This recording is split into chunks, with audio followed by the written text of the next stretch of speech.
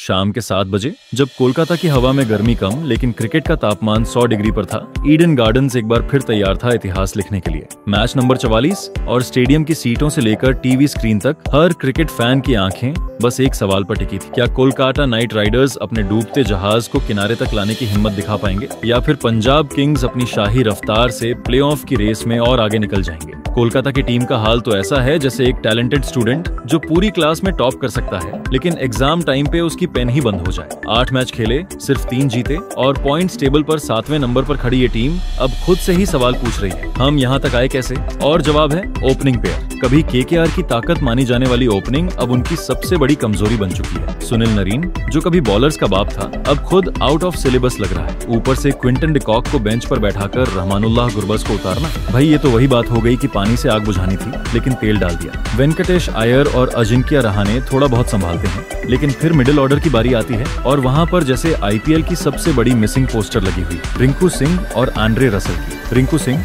जो पिछले साल डेथ ओवर्स का सुपर हीरो था, इस बार सिर्फ इंस्टाग्राम रील्स में नजर आ रहा है। और आंद्रे रसल भाई इतने चुपचाप हैं कि ऐसा लग रहा है किसी ने म्यूट बटन दबा दिया हो। मसल तो है लेकिन हसल गायब है। अब अगर बात गेंदबाजी की करें तो हाँ, वरुण चक्रवर्ती और वैभव अरोरा ने थोड़ा बहुत उम्मीद जगाई है लेकिन बाकियों की हालत ऐसी है जैसे थोड़ा बॉलिंग थोड़ा भगवान भरोसे। मोमेंटम चाहिए तो पूरी यूनिट को क्लिक करना होगा, नहीं तो ये आईपीएल उनके लिए केकेआर का खत्म रहो बन जाएगा। अब नजर डालते हैं पंजाब किंग्स की तरफ जो इस समय 5वें नंबर पर हैं और उनका कारवां चलता ही जा रहा है। और मजे की बात तो ये है कि इस कारवां को चला कौन रहा है? कोई और नहीं, केकेआर का ही पुराना राजकुमार श्रेयस अय्यर। अब सोचिए, जिस टीम ने कभी उन्हें छोड़ा था अब उसी के खिलाफ वो तलवार लेकर मैदान में उतरेंगे। शेक्सपियर का प्लॉट भी इतना ड्रामेटिक नहीं होता जितना ये मैच होने वाला है। श्रेयस अय्यर इस साल कप्तानी में शांत भी हैं और शातिर भी, एकदम ठंडी आंखों से मैदान पर गर्मी फैला रहे हैं। प्रियांश आर्या ये नाम अब आईपीएल में धीरे धीरे दहाड़ बनने लगा है। हर मैच में एक्सप्लोसिव शुरुआत देकर विरोधियों की नींद उड़ा देता है और पीछे से अय्यर संभाल लेते हैं जैसे किसी लड़खड़ाते सिपाही को